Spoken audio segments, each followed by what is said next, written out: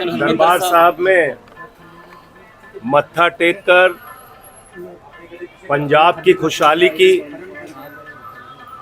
देश की खुशहाली की, आपसी भाईचारे और अमन चैन की प्रार्थना गुरु महाराज जी से की। यह स्थान वो स्थान है, जब मैं पंजाब में प्रभारी के तौर पे काम कर रहा था उस वक्त भी बराबर यहाँ आता रहा, और अब भी जब मौका लगता है अमृतसर आने का तो दरबार साहब में आकर मत्था टेकना अपने आप में बहुत ही सुकून और शांति देता है। हम सब की गुरु महाराज रक्षा करें, इस देश की रक्षा करें, हमारा भाईचारा अमन और चैन कायम रहे, पंजाब खुशहाली के रास्ते पे आगे बढ़ता रहे। यही मैंने प्रार्थना की है दरबार साहब में मत्था टेक के अपने साथियों के साथ। और अभी हमारी जो सरकार है भगवंत मान जी की, वो पंजाब के लोगों की अच्छे ढंग से सेवा कर रही है, आगे भी सेवा करती रहे, ये प्रार्थना की।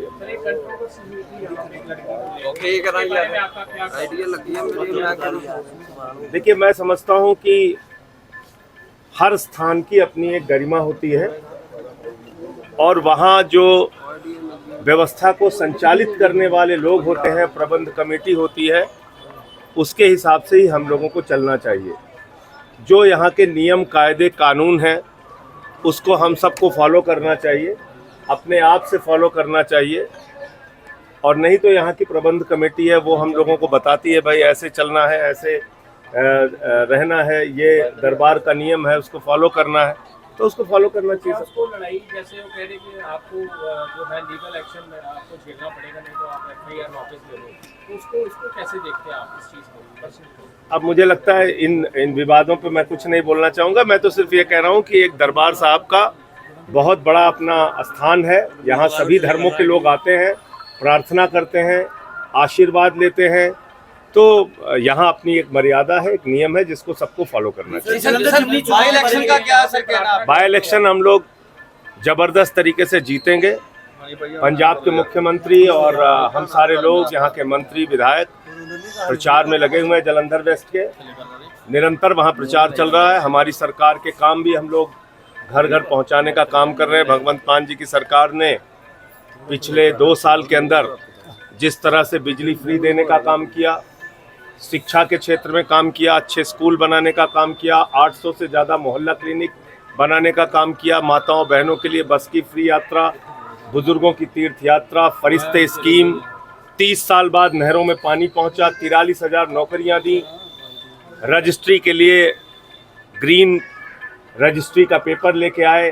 तो ये सब जो तमाम काम हमारी सरकार ने किए हैं, जो उपलब्धियां हैं सरकार की, वो जनता के बीच हम लोग पहुंचा रहे हैं, और मुझे पूरी उम्मीद है कि जालंधर वेस्ट का चुनाव आम आदमी पार्टी बड़े मार्जिन से जीतेगी। संजय जी कोर्ट में उसमें क्या सर अपडेट क्या मिला आपको? आज अमृतसर कोर्ट में पेशी भी थी आपकी आज। अब उसमें 18 तारीख लगी हुई है। विक्रम मजीठिया के खिलाफ ये मामला हमारा 2016-17 से चल रहा है, और अंतिम चरण में सुनवाई है। मुझे न्यायालय पर पूरा भरोसा है, वहाँ से जरूर न्याय मिलेगा। संजय जी के लिए यहाँ प्रार्थना बिल्कुल प्रभु से प्रार्थना करेंगे, महाराज जी से प्रार्थना करेंगे कि हमें जीत दिलाएं। 13-0 की बात की जा रही थी, आम आदमी पार्टी 3 पर सिमट के रह गई, आने वाले में क्या भविष्य है? देखिए, कई बार हर चुनाव की परिस्थितियां अलग होती हैं। विधानसभा का चुनाव, लोकसभा का चुनाव, उसमें अलग अलग परिस्थितियां होती हैं। जब विधानसभा का चुनाव होगा, निश्चित रूप से जो हमारा परफॉर्मेंस 2022 में था वही रिपीट होगा, क्योंकि हमने पंजाब के लोगों के लिए काम किया है, अच्छी योजनाएं लेके आए हैं। बिजली फ्री, आज घर घर में 0 बिजली का बिल आ रहा है, तो वो 0 बिजली का बिल हाथ में लेके लोग हमको वोट करेंगे। नशे के लिए भी प्रार्थना की है पंजाब में। लेकिन नशे के लिए पता नहीं क्यों ये बार बार हमारी सरकार के खिलाफ दुष्प्रचार किया जाता है।